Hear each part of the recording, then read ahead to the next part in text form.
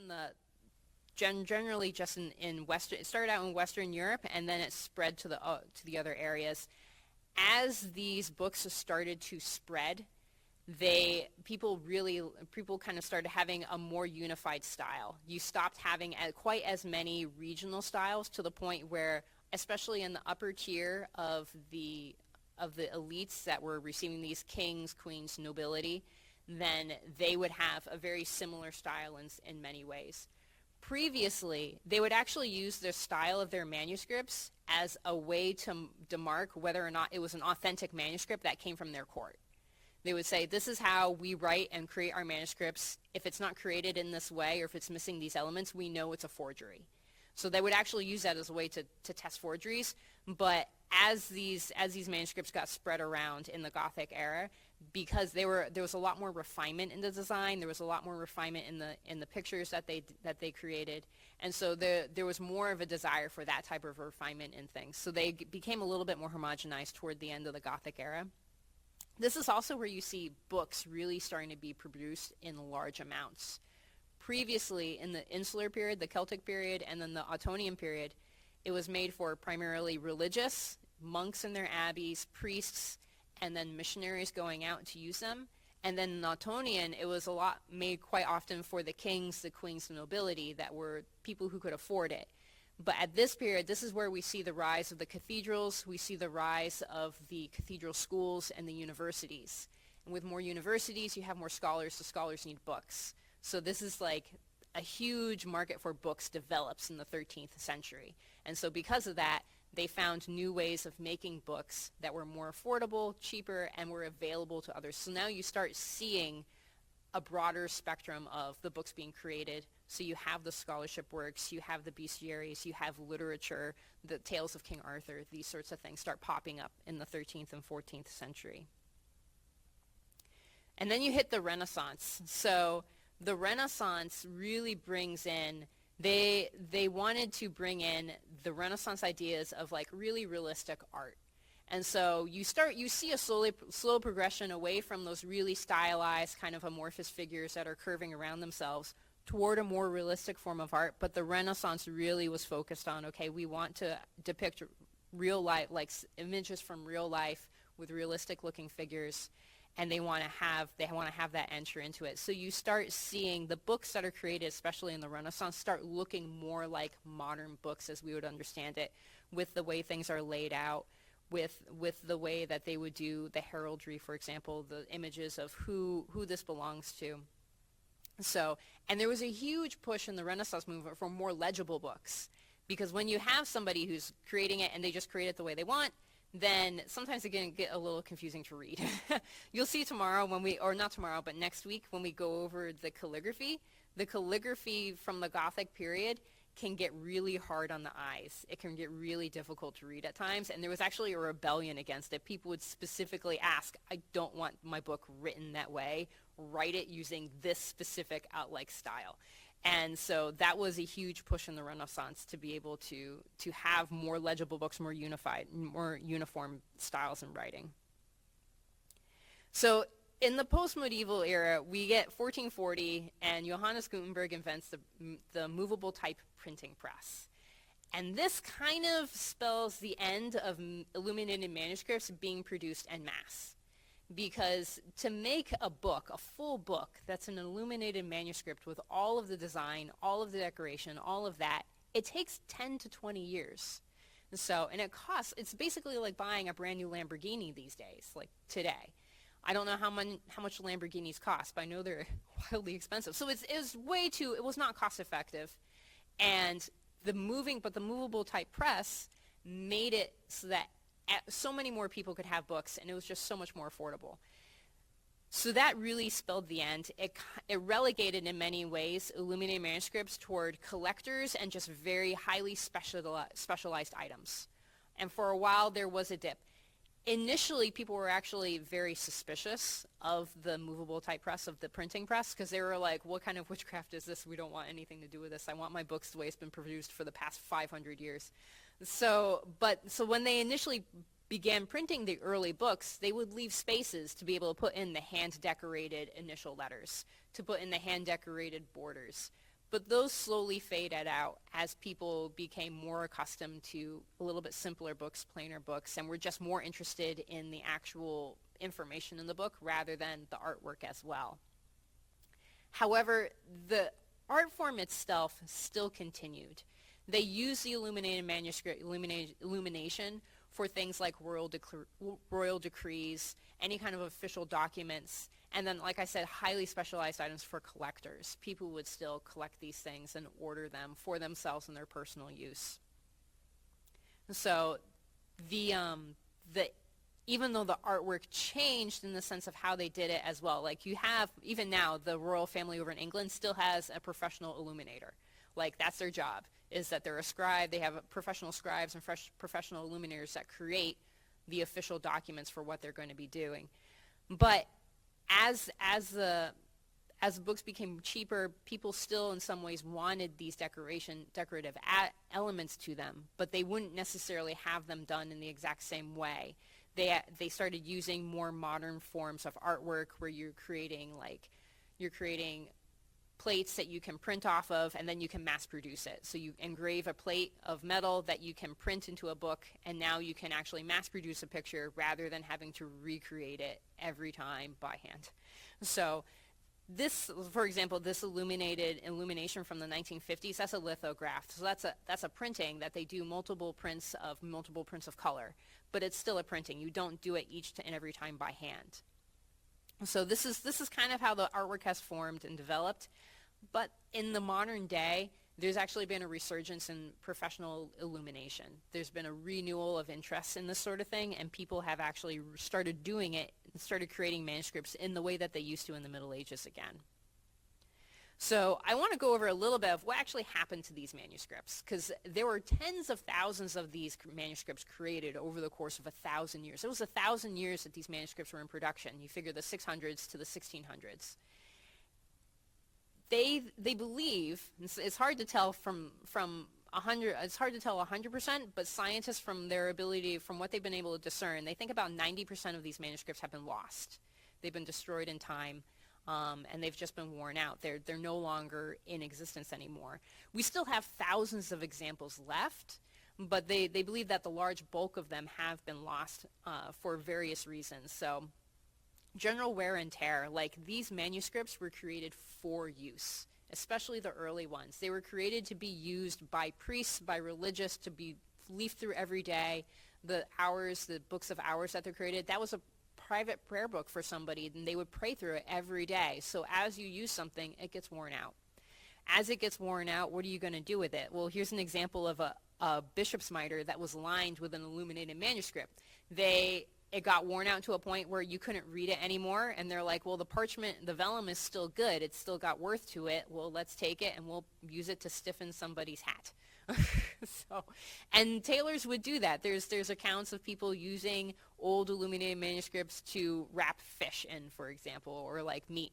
And I mean, to be fair, not all illuminated manuscripts were as highly decorated as the ones that you see in the examples. I pulled out really fancy examples to show where these can go.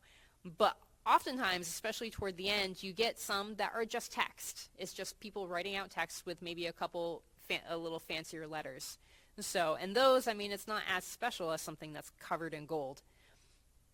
But that's also one of the reasons why we don't have as many, is you would get, for example, a conquering army would come into a town, and if you have a library that's filled with books that are each worth a brand new Lamborghini worth of money, what they would do is they would ransack the library and then sell off the books and sell them into private collections. And so that became a way to get booty and loot from a conquered city.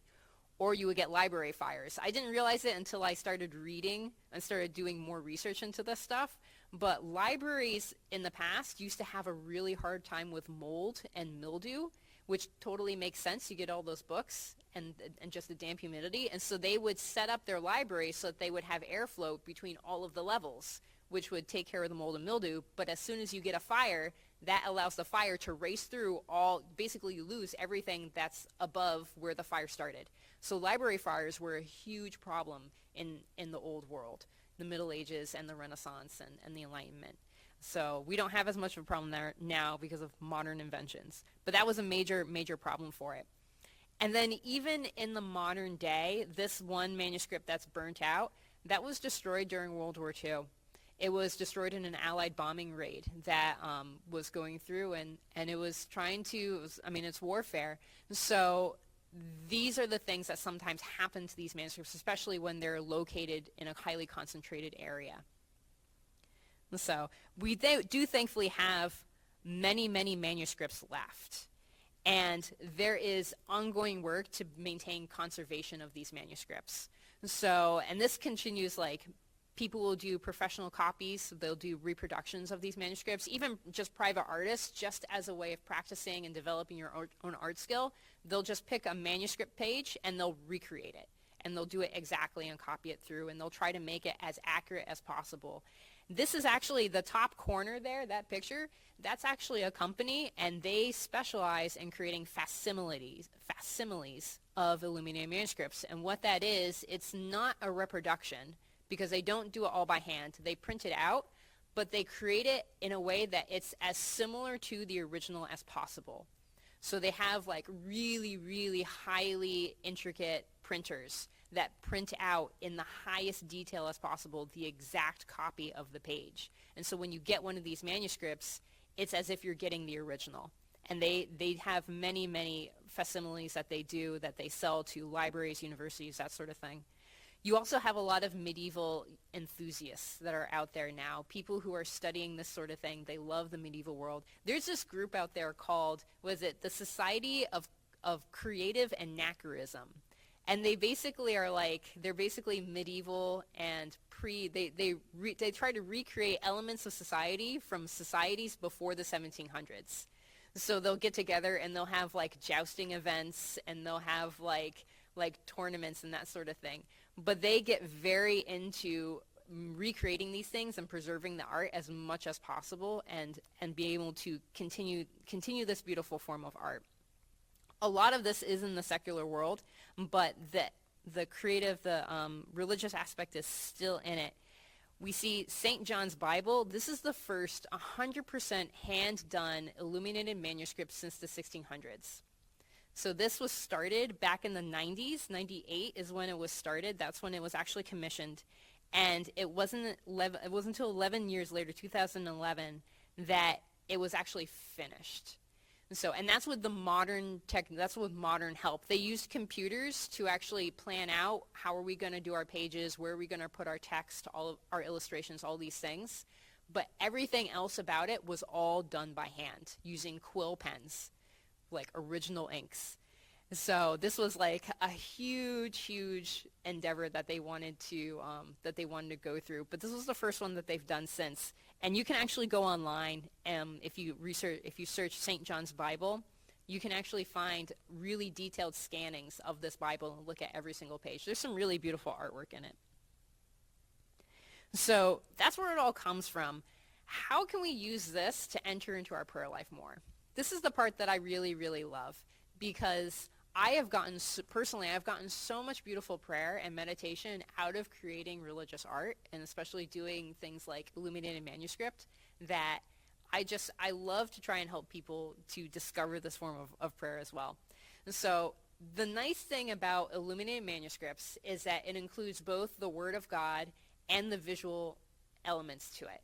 It creates both the visual artwork as well. I love icons. Icons are beautiful. They're a wonderful form of artwork. But the thing about icons is there's so much symbolism involved. If you don't know what that symbolism means, it can become a little prohibitive of actually understanding what's going on in the image.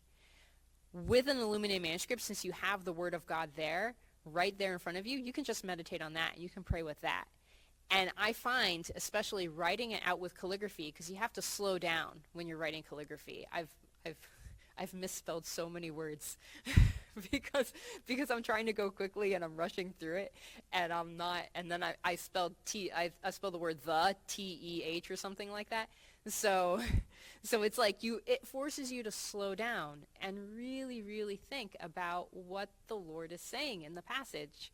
And you can enter in this conversation with him in this way. So when we do the Lectio Divina, these are basically the steps that you go through. You read the scripture, you reflect on what strikes you about it, you read the scripture again slowly, and then you just rest with it. And those steps are kind of just naturally involved in creating a manuscript, especially if you're going to be using the illustrations and the decorations to add that metaphorical illumination of putting in what does it mean to you in those images, in those pictures. So after that, we have also Visio Divina. This is the same thing as Lectio Divina, except it's done with images. So you look at the image, you look at what strikes you about it, you look over it again, like just really take in what's happening with it, and then you just rest with what is the Lord trying to tell me in this image. Some of the images from Caravaggio, he's a painter from the Renaissance, I think the late Renaissance. They're just so beautiful where they draw you into the image of what's happening.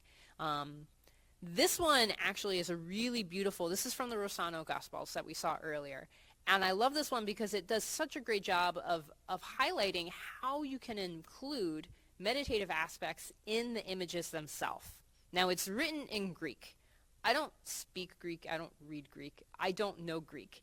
So, but I can see this image on the top, and I can see this is the Good Samaritan. This is the story of the Good Samaritan here. You have a man who's lying on the side of the road. Let me get a man lying on the side of the road here. And then you have the figure that's helping him. He puts him on his donkey, and he brings him to the innkeeper, pays the innkeeper. But because of the elements, so there are some symbolic elements that we all understand if we're Christian. We look at this and we know this is Christ because he's got a halo, and in that halo is a cross. And that brings this new element to consider of like, we are the Good Samaritan. We're not the Good Samaritan. Oftentimes when I hear someone talking about this story, it's about how we're the Good Samaritan and we're called to help everyone. But in this depiction of it, we're the person who saw on the side of the road, who's been beaten up and is grievously injured. And Christ is the person who comes and rescues us, puts us on his horse, his donkey, and then brings us to the innkeeper, who is the church that takes care of us and helps us to restore back to health through the sacraments. And this is the meditation you can get from these sorts of images that you put in there. And it's a beautiful way to just bring in more understanding and a deeper sense of prayer of what's going on in these Gospels. And that's what you see so often in these medieval ones, especially in the early ones that are looking at the specific religious implications. So this is what we're going to go into. We're going to switch from the historical and the prayer side of it into the actual practical application. How do we actually create one of these? So let me check my time real quick. I love this. I love this topic, and I can talk for a while, so I'll try not to talk too long. This is actually a manuscript, which is one of the few manuscripts that we have. That's the picture here, that is complete and whole. It hasn't been cut into pieces, and they think that's because it was unfinished. You see on one side, the page on the left-hand side is a fully completed folio. It's a fully completed page on manuscript. This one's half done. And they think what happened is that this was being created for a doctor. There's a lot of images on the sidelines of doctor-type things, medical-type things. And then either he didn't pay the money to have it finished, or he died, or he canceled the order, or something happened because the work is only half done. But as a result, it gives us a really, really interesting look of how these manuscripts were actually created. What were the stages that they went through to make these things? So the way that I've kind of looked at them, though, this is the way that they would do it. We're going to do it in a slightly different order just for the ease of being able to get you guys to be able to enter into how to create the artwork. But the way that they would create these things initially is they would plan out the document. What would they want it to do? They would use lead pencil type things. I think it's called like lead silver. It's not quite the same as modern pencils, but very similar. And they would plan out where it was going to be. They would write their guidelines in, and then they would put in their text. They would send it to the scribe, and he would write out all of the text that he was going to have. And then after him, they would add the rubrics. Those are the red lettering that they would put in. That would come in second. And then they would actually send it to the illuminator, and they would add in the gold next. When we do the gilding, you guys will see the gold can get messy edges.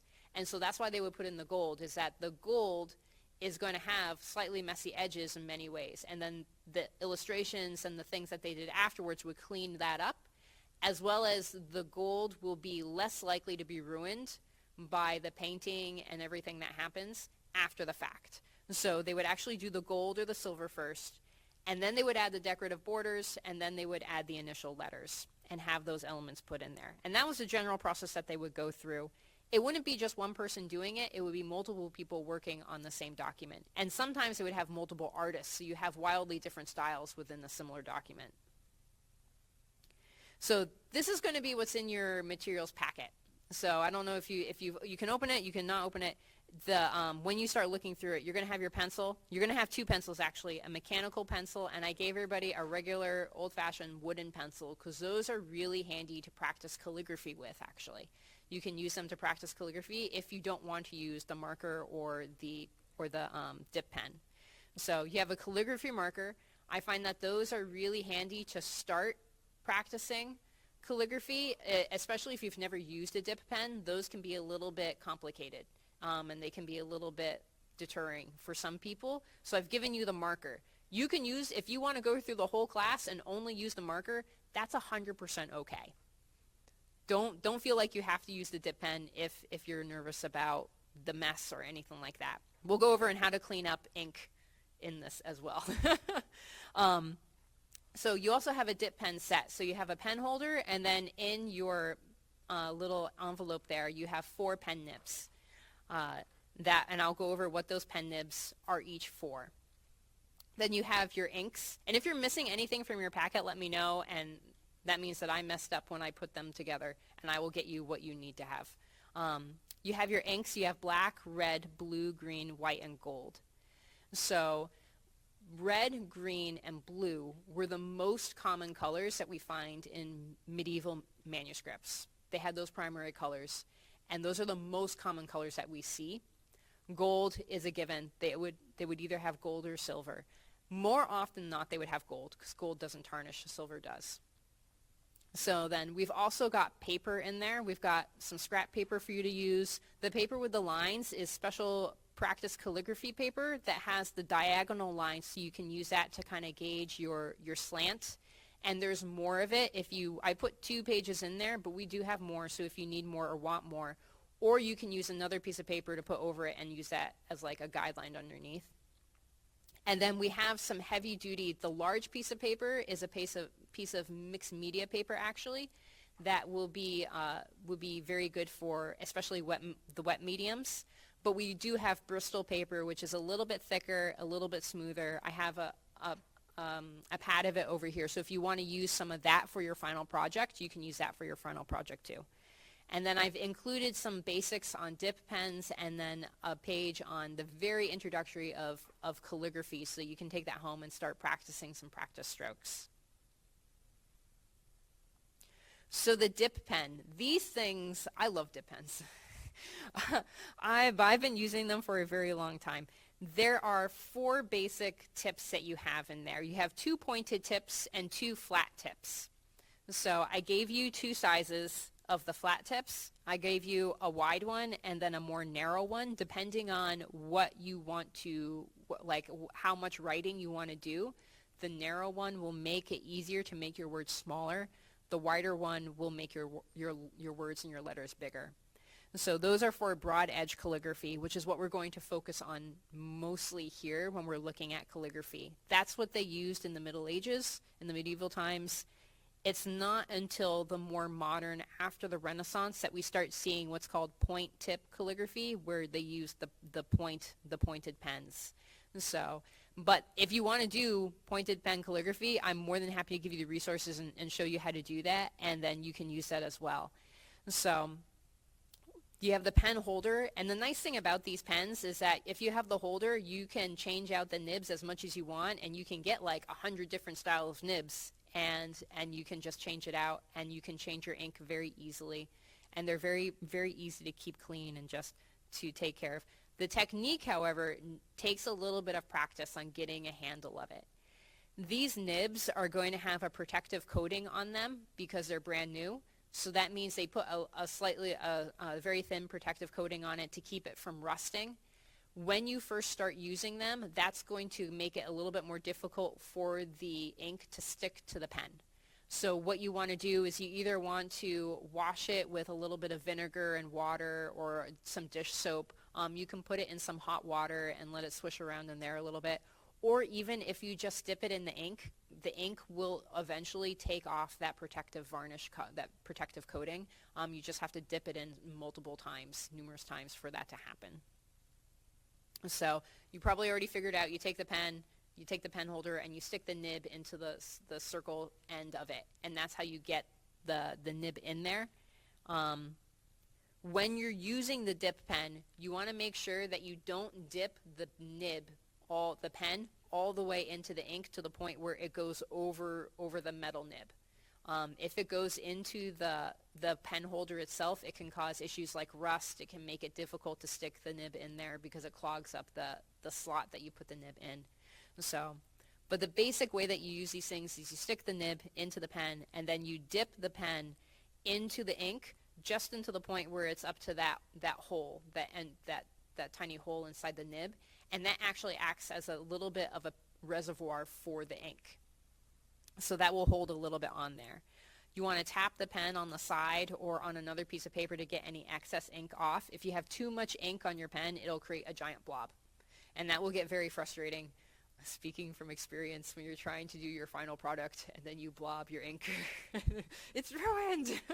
So that's one thing that you want to make sure that you do is tapping it, and take a practice stroke or two before you actually start writing on your actual paper, and that will help you know, is it writing well. The common pen problems that you'll see is if you don't have enough ink on there, it won't flow properly. If you have too much ink, it's going to blob out. If you're using the broad edge and you don't have even pressure, you'll get one straight line, and then another line the other side will be jagged because you don't have that even pressure. And then if you have the split strokes, it means that you're starting to run out of ink. Another thing is, I gave you all waterproof ink. So all of the ink you have is waterproof. So that means when it dries, if you accidentally drop water on it, then it will not run, which is really, really fantastic. And it also makes the piece of work just have more longevity, so you don't have to worry about it getting ruined in any way. But that also means that when it dries, it tends to clog up your pen. So every few minutes, like 5-10 minutes or so, you want to dip it into the water and just swish it around, or into the Windex. The jars with the blue stuff in there is actually Windex, and Windex is really great for cleaning up waterproof ink. Like, I didn't include the picture of me, but I at one point accidentally dropped an entire bottle of bright red waterproof ink all over my coverall, my denim like work habit, and it looked like I had murdered someone. It was like all over, but I got it all out. I mean, it was over. It was like literally from here to here, just red ink, and I got it out with the Windex. I just doused it, sprayed it in Windex, rinsed it in Windex over and over and over. I used so much Windex. And then I washed it in the machine, and it came out. So this is our last slide, and then we'll get into actually practicing how do we do calligraphy. So calligraphy are basically, the bare bones of it is that they're letters that you write using different strokes. So in modern handwriting, in like cursive writing, you write in a continuous stroke. Or even when you print, you write like the B, you write pretty much in one stroke, essentially, for many things. Calligraphy, you build your letters up with a number of strokes. So on the side, you're going to see on that picture there, that's what's called an exemplar. And that is essentially telling you how to do the strokes, what stroke goes first, where are you dragging it, what direction are you going to, and what angles you should be. So you have the angle up here. The nib point is an angle 40 degrees. So you have your angle when you have it flat, and you basically tilt it a little bit less than halfway between up and down, and then between the 90 degree, and you have your 40 degree, and you keep your pen at that angle. And by doing that, that creates that natural thick to thin look that we see in typical calligraphy styles. So each alphabet is going to have an exemplar similar to this, and they will tell you this is how you form these different letters. So You have to keep the consistency of the angle, the pressure, and all these things to create those thick to thin lines and to make it look neat. Now, practice is really essential with this. You need to practice. Every alphabet will also just show you the basic strokes that they use throughout the entire alphabet. They'll say, these are the strokes that we use in this alphabet, and this is what you should practice. And it's really good to practice those strokes over and over again. I want to tell you right now, there are a lot of calligraphy societies out there that get really manic about perfect calligraphy. Like, they are super intense, like really intense about it. I do not feel that way. And it might be because my calligraphy is not perfect. My basic approach is, if it's neat and it's consistent, then it's going to look nice. And that's all you really need. If you want to get really intense and like really historically accurate of this is the exact way that they created the Gothic script back in the 1400s, then you can do that, and that's great. More power to you. I don't have that level of energy in me anymore. I'm not young. But if it's neat and if it's consistent, and if it's intentional, as long as you intend to do the thing that you're doing, then you're doing what you should be doing. And that's going to kind of be my tagline throughout this entire course. Just be neat, consistent, and intentional. And if you're inconsistent, if you're doing the inconsistency intentionally, like there's a reason for it, then it's perfectly fine, because this is going to be your work of art that's going to show your conversation with the Lord about what he's talking to you in these scripture passages that we're going to do, or whatever you choose to do for your manuscript. So practice will help you get that consistency, though. And I should bring in some of my practice sheets, but I just have pages of paper, of like scrap paper with like the grocery list, and I went over the grocery list with J's to draw J's, the J figure, to make sure I could get those neat, consistent lines. Or the C figures. C's are really great because it gets you that nice curve, and you can get that a lot. There's a lot of curves in some of these alphabets. So that's the basics of it. Okay, so that's the end of my presentation up here, and now we're going to try and actually start drawing some of these things. I have additional graph paper as well if you want to grab some of that. The graph paper really helps with having the lines, so you can check it against where am I starting, where am I ending, how are these things going through. We're going to start out with the practice strokes that I gave you in your packet. So there should be a sheet of practice strokes in there. So yes, and that's it for the presentation. I'll leave this up here so that you can kind of keep this, and if you want to try the Gothic alphabet, you are more than welcome to.